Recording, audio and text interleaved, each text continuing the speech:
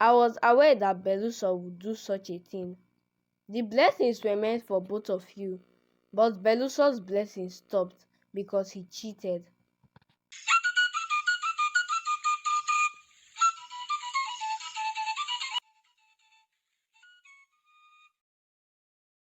A long time ago, in a small village, there were two brothers, Dikoma and Beluso. They were orphans as their parents had died when they were very young. With no one to help them, Dikoma and Beluso struggled all their lives. Even when they got married, things did not get any better. In fact, life became even harder because they had to take care of their wives and the babies their wives were expecting. One day, Dikoma and Beluso decided to go into the forest to look for palm fruits to harvest. They searched the forest within their village but could not find any. Desperate, they decided to cross the boundary and went into the neighboring forest. As they walked, they met an old woman carrying a heavy load. Dikoma, the elder brother, felt sorry for the old woman and volunteered to help her. Beluso, the younger brother, was against it. "We don't have time for this," Beluso said. "Helping her will delay us, and we need to harvest as many palm fruits as we can today." But Dikoma insisted and helped the old woman carry her load. They walked a little further until they reached the old woman's place at the outskirts of the neighboring village.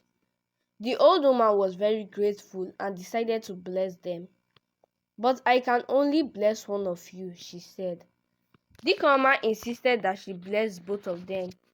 The old woman then said, "Your blessings depend on your children's placenta. I know your wives are pregnant.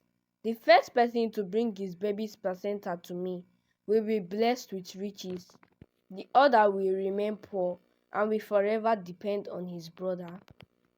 Dikoma and Beluso went home, thinking about what the old woman had said.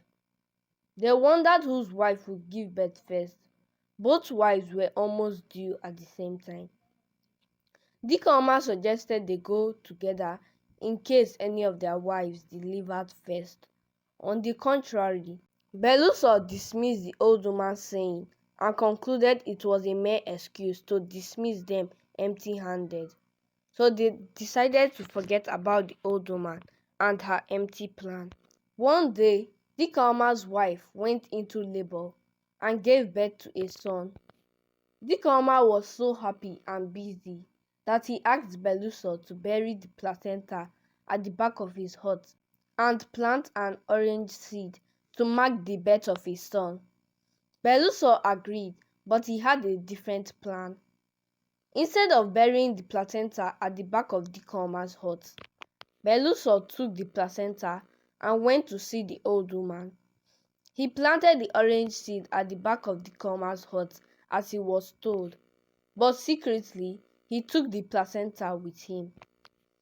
Beluso reached the old woman's place and handed her the placenta.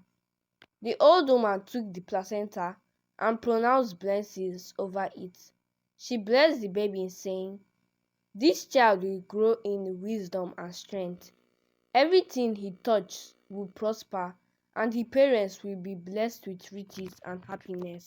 Beluso left the old woman's place, feeling unsure if he had done the right thing. As he returned home, he saw many people visiting Dikoma and the new baby.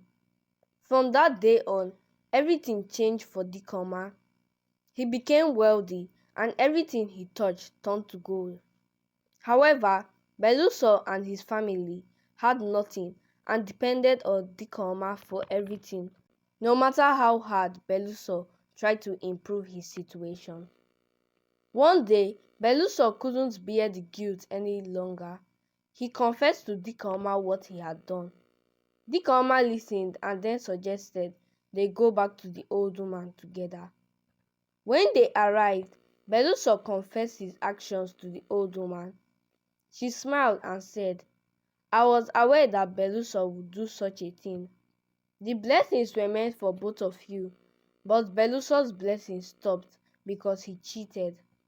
Now that he has confessed, I will pray for him. She prayed for Beluso and asked him to love his brother. If you live in harmony with your brother, you will be blessed too, she said. The brothers returned home and began to live as loving brothers like before. Beluso soon started to experience wealth in everything he did. Together with their families, Dikoma and Beluso became the richest people in the village. From the story, it is clear that honesty still remains the best policy. Cheating and dishonesty can bring temporary gains, but true blessings come from being truthful and honest. We should also learn that living in harmony and supporting one another brings greater blessings and prosperity than acting selfishly. We should also learn that admitting our mistakes and seeking forgiveness can restore lost blessings and relationships. Finally, helping others, even when it seems inconvenient, can lead to unexpected rewards and blessings. This is Umma's story time. Thanks for watching. Please subscribe. I am Amarachi Ihoma, the young storyteller.